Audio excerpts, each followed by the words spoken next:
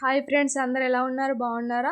ఈరోజు నేను Maharashtra special famous కురుడై రెసిపీని ఎలా చేస్తారో తెలుసుకుందాము. కురుడై అంటే ఏం లేదండి, గోధుమలతో చేస్తారు. ఈ ప్రాసెస్ చాలా పెద్దది, కానీ అవుట్పుట్ మాత్రం చాలా బాగుంటుంది. రిజల్ట్ మాత్రం, టేస్ట్ మాత్రం మీరు ఎప్పుడు ట్రై చేసి ఉండరు. వన్స్ మీరు ట్రై చేయాల్సింది ఇలా. సో యాక్చువల్లీ ఇది నాకెలా తెలుసు అంటే, మేము భూపాల్లో ఉంటున్నాం కదా. సో అక్కడ నార్మల్గా మనం కూర్చొని ఇలా మీ సైడ్ ఏం చేస్తారు, మన సైడ్ ఏం చేస్తారు అని డిస్కస్ చేస్తాం కదా.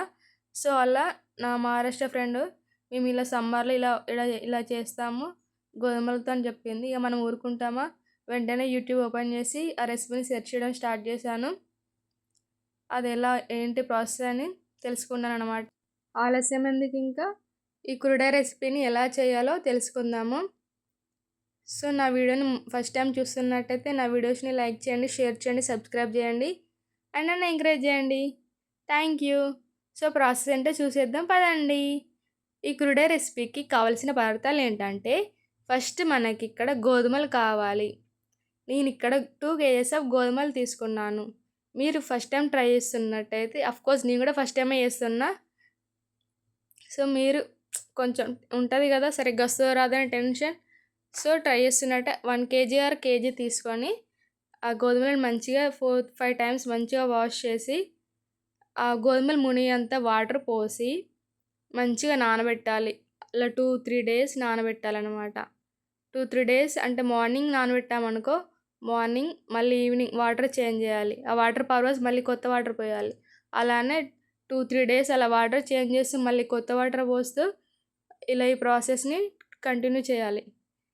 ఆ థర్డ్ డే రోజు మనము నానబెట్టిన వాటర్ ఉంటే ఆ వాటర్ పారబోసి మళ్ళీ 2-3 సార్లు మంచిగా కడిగేసి, వాటర్ లేకుండా ఇలా ఉంటుంది కదా జల్లి గిన్నె, అందులో వేసుకొని వాటర్ పోయేలాగా ఒక 5 minutes అలా పక్కన పెట్టేయాలి.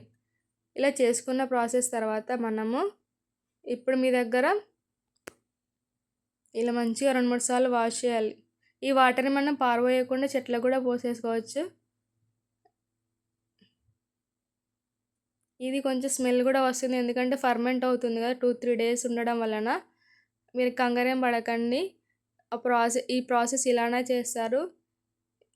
ఈ కురుడై రెసిపీకి చాలా ఆరోగ్య బెనిఫిట్స్ ఉన్నాయంట. సో మీరు కూడా వీలుంటే ఒకసారి సెర్చ్ చేయండి.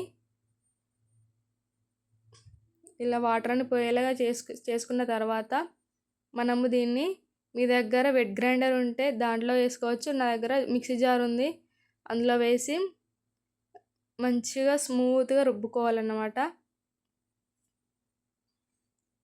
ఇలా 2 kgs ఆఫ్ గోధుమలని ఇలా మిక్సీ జార్లో వేసి మెత్తగా స్మూత్గా అయ్యేలాగా కొద్దిగా వాటర్ పోసుకుంటూ మెత్తగా రుబ్బుకోవాలి.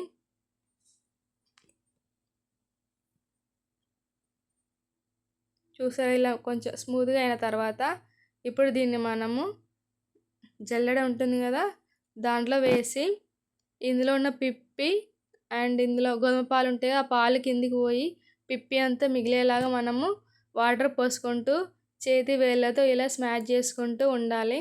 ఇదే పెద్ద ప్రాసెస్ ఇక్కడ మనకి.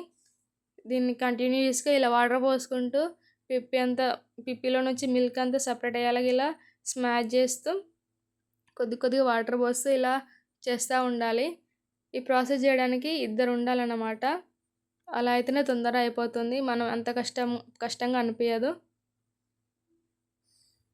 ఇలా కొద్దిగా వాటర్ పోసుకుంటూ మంచిగా స్మాష్ చేసుకుంటూ మెత్తగా ఇలా అనుకుంటూ ఉండాలి.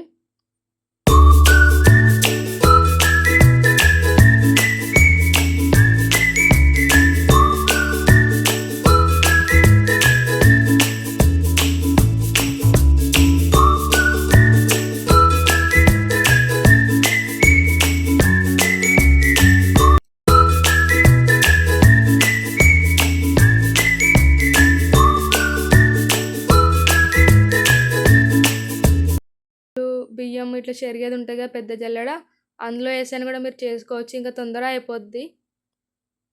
ఆ తర్వాత మనము అందులో వేసి సేమ్ ఇదే ప్రాసెస్ కంటిన్యూ చేయాలి. పెద్ద హోల్స్ ఉన్నా పర్లేదు, అట్లీస్ట్ మనకి తొందర అయిపోద్ది అన్నమాట. ఎక్కువ అనిపోయింది, ఇది ముందే చాలా సన్నం ఉంటాయి హోల్స్, చాలా టైం పడుతుంది. అది యూజ్ చేయడం వలన మనకి చాలా తొందరగా అయిపోతుంది. చూసారా ఇలా పిప్పి అంతా సపరేట్ అయిపోయింది కదా. ఇలా దీన్ని మనము ఆవులకి, గేదెలకి, మేతలకు కూడా యూజ్ చేసుకోవచ్చు.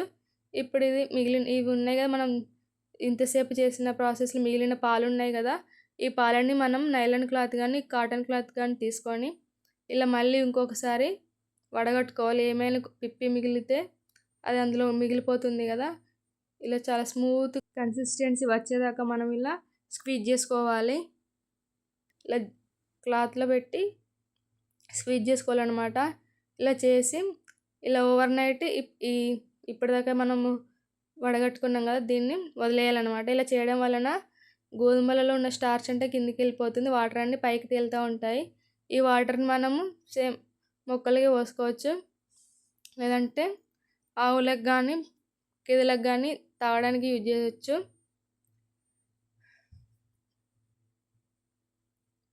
ఇది కొంచెం స్మెల్లీగా ఉంటుంది ఎందుకంటే ఫర్మెంటెడ్ కదా. సో ఇలా ఆ వాటర్ అన్నీ తీసేసుకున్న తర్వాత ఇలా మనకి అడుగున ఇలా స్టార్చ్ మిగిలిపోతుంది అన్నమాట. ఈ స్టార్చ్ టచ్ చేస్తే కొంచెం గట్టిగా ఉంటుంది, దాన్ని మొత్తం మిక్స్ చేస్తే అది మళ్ళీ సేమ్ పల్చగా అయిపోతుంది. ఎలాంటి వాటర్ యాడ్ చేసుకోకుండా ఇలా చేతి వేళ్ళతో ఇలా మనం మిక్స్ చేస్తూ ఉండాలి, అది పాలలాగా అయిపోతుంది. ఇప్పుడు మనము ఆ పాలు ఉన్నాయి కదా, గోధుమ పాలు, ఇలా నాకు ఎక్కువ కొలత కావాలంటే ఒక గిన్నెలో ఇప్పుడు ఇందాక మనం చేసుకున్నాం కదా ఆ పాలు ఈ కొలతతో ఈ గిన్నెడు అయిందనమాట. ఇదే కొలతతో మనము వాటర్ తీసుకోవాలి. 2 kg. సో అదే కొలతతో మనం వాటర్ తీసుకొని అందులో కొంచెం సాల్ట్ వేసుకొని ఒక్క పొంగు వచ్చేంత వరకు అలా పెట్టుకోవాలి. ఆ తర్వాత మనం కొద్దిగా పాలు పోసుకుంటూ కలుపుతూ ఉండాలి. కొంచెం మందపాటి గిన్నె ఇంకా బాగుంటుంది అడుగంటకుండా. దీనికి మనం చెక్కది ఉంటుంది కదా, చెక్క కలిపేది, దాన్ని కూడా యూజ్ చేసుకోవచ్చు. ప్రజెంట్ నా దగ్గర లేదు, నేను ఇక్కడ గంట యూజ్ చేస్తున్నాను. ఇలా కలుపుతూ ఉండడం వల్ల ఇలా గట్టిగా అయిపోతుంది అనమాట. ఇలా కలుపుతూనే ఉండాలి. ఇలా ఉండలు కట్టుకుని వరి ఇవ్వకండి, అది మనకి అలాగనే ఉంటుంది. సో మొత్తం అయ్యేసరికి మనకి పాలు కాస్త ట్రాన్స్పరెంట్గా మారిపోయి ఒక ముద్దలాగా అవుతుంది. సో చూసారు కదా, ఇలా కలుపుతూనే ఉండాలి.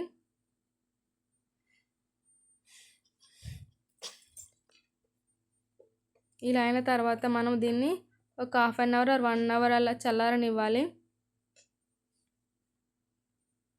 ఇలా చల్లారిన మిశ్రమాన్ని మనము మన టెర్రస్ పైకి తీసుకెళ్ళి మనం వడియాలు చేస్తాం కదా, సేమ్ అదే ప్రాసెస్లో మడుగుల పావు ఉంటుంది కదా, మీ దగ్గర సన్న హోల్స్ ఉంటే అది యూజ్ చేయండి. నా దగ్గర మీడియం హోల్స్ ఉంది, సో నేను యూజ్ చేస్తున్నాను. దానికి కొంచెం ఆయిల్ రాసి అందులో పెట్టేసి చాలా ఈజీగా అయిపోతుంది అన్నమాట. ఎక్కువ కష్టం అవసరం లేదు, గట్టిగా ప్రెస్ చేయాల్సిన అవసరం లేదు, ఈజీగా వచ్చేస్తాయి అన్నమాట. సో ఇలా చేసుకొని మనము 2 to 3 days వరకు మంచిగా ఎండలో ఎండబెట్టాలి. 1 dayలో కూడా ఎండిపోతే మనకి ఎక్కువ డేస్ స్టోరేజ్ ఉండాలి కాబట్టి మంచిగా 2 to 3 days మంచి ఎండలో ఎండబెట్టాలి.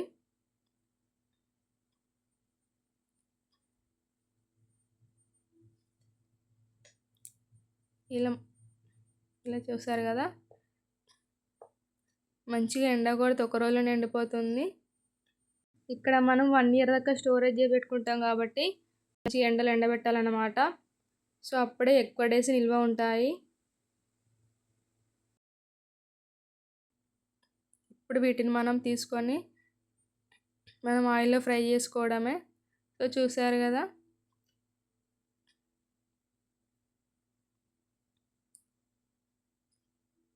పిల్లలైతే చాలా ఇష్టంగా తిన్నారు.